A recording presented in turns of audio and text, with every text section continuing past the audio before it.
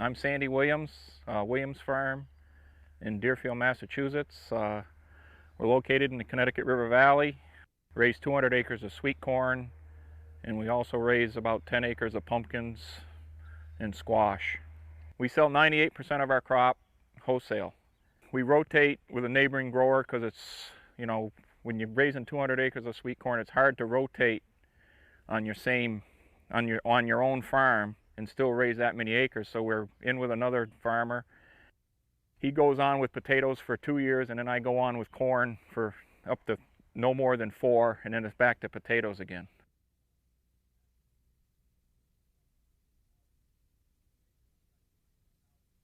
I try and scout as much as I can.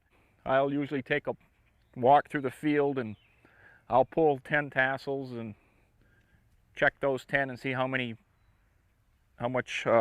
corn borer infestation I have. And then I'll do another 10, and then I like to do anywhere around 100 tassels when I do a scouting of a good size block. It takes me about an hour to do 100 plants, and then from there I figure out my percentage. If I get over 15% infestation of corn borer, then I spray.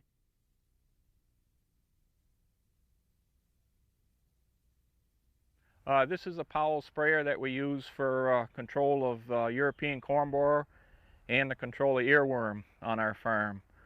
Right here is set up right now with a drop with a set of nozzles here and a nozzle over the row and so forth down on each row. And if you can see, there's a nozzle. Each row has 2 nozzles, one on each side, and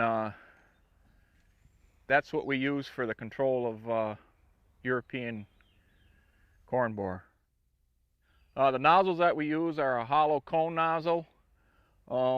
We used to have fan nozzles, and I don't know, the droplets were a little bigger, and I think we were getting a lot more runoff on the ground and stuff, so we went to these.